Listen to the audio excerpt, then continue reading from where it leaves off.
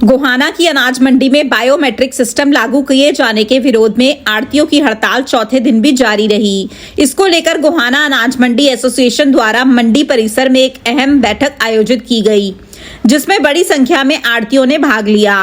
आढ़तियों ने स्पष्ट कहा है कि जब तक सरकार बायोमेट्रिक सिस्टम को वापस नहीं लेती, उनकी हड़ताल जारी रहेगी। आढ़तियों की हड़ताल के चलते किसानों की चिंता भी बढ़ने लगी है। किसानों का पीला सोना यानी गेहूं खेतों में पककर तैयार है और कटाई का काम भी शुरू हो चुका है। ऐसे में एक तरफ मौसम के बार बार बदलते मिजाज और दूसरी तरफ सरकार द्वारा खरीद से पहले नई नई शर्तें लागू किए जाने से किसानों की परेशानी बढ़ रही है। कई किसान अपनी गेहूं की फसल लेकर मंडी तक पहुंच चुके हैं, लेकिन हड़ताल के चलते खरीद प्रक्रिया प्रभावित हो रही है।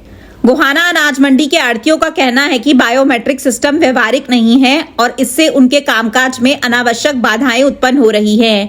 आढ़तियों का आरोप है कि सरकार बिना उनकी राय लिए इस तरह के फैसले थोप रही है, जिससे व्यापार पर प्रतिकूल प्रभाव पड़ रहा है।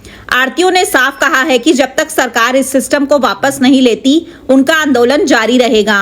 उन्होंने चेतावनी दी है कि यदि उनकी मांगों को नजरअंदाज किया गया तो आंदोलन को और तेज किया जाएगा। हालांकि हड़ताल के बीच सरसों और जीरी की खरीद प्रक्रिया जारी रखने की बात कही गई है, ताकि किसानों को किसी प्रकार की दिक्कत का सामना न करना पड़े। आढ़तियों का कहना है कि वे किसानों के हितों का पूरा ध्यान रखेंगे। फिलहाल इस हड़ताल का असर मंडी के सामान्य कामकाज पर पड़ता दिखाई दे रहा है और आने वाले दिनों में व्यापारिक गतिविधियां और प्रभावित हो सकती हैं। अब सभी की नजरें सरकार के अगले कदम पर टिकी हैं। चौथा दिन हड़ताल का और हमारा फिर जनरल मीटिंग हो गई। ये फैसला हुआ है कि अभी हड़ताल जारी रहेगी। पूर्ण रूप से हम गेहूं नहीं उतरवाएंगे, जीरे और सरसों का कार्य चलता रहेगा। तो किसी से बात हुई सरकारी अधिकारी से? नहीं, कोई सरकारी अधिकारी अभी तक नहीं आया। किस लिए विरोध कर रहे हैं? हम बायोमेट्रिक के इसमें विरोध कर रहे हैं। तो लगातार 4 दिन से हाँ, किसान भी नहीं आ रहा। किसान कह रहे हैं हम जब तक ये है हम नहीं आएंगे मंडी में। आप देख रहे हो मंडी में कोई ट्राली नहीं आ रही। उतर तो रहा है पहले कहीं, ये जो 3-4 दिन पहले का वो पहले का, अब कोई नहीं आई है। अभी तक जारी रहेगी। हाँ, लगातार हड़ताल जारी रहेगी। हड़ताल तो सिर्फ इसलिए है, अगर जमींदार को परेशानी ज्यादा है, कौन इसके गुट्ठे लगाओगा, कौन यहाँ होगा। अगर ट्राली लेकर तो इसके नौकर या वगैरह आ जाते हैं। हम चाहते जो पहले सिस्टम था ना वही लागू है, ताकि जमींदार का व्यापारी का एक आपस का तालमेल खराब ना हो। और सरकार को हमारी सुनाई जल्दी जल्दी करना चाहिए। सीएम साहब से जिन बात भी हुई है उन्होंने कहा 2 दिनों का तक टाइम दो, हम सोच के करेंगे। हालत भी जारी है।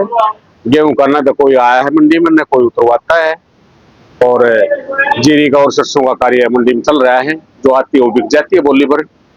और गेहूं का 4 दिनों से हड़ताल है मंडी में। ऐसा जो पहले का गेहूं पड़ा है वो पड़ा ही है। अब तक न कोई सरकार ने खरीदा है, न कोई बेचा कुछ है। सरकार के अधिकारी मंत्री कह रहे हैं कि इससे कोई नुकसान नहीं है, एक बार लागू होने तो कोई नुकसान होगा। तो ऐसा है जी, इसमें जमींदार भी अपना वो मान रहे बायोमेट्रिक का। हमने तो इसमें जमींदार भी नहीं चाहता और न इसको दुकानदार चाहता। तो पहले जैसा चलता रहे, पहले जैसा हो अपना चलता रहो, बढ़िया है।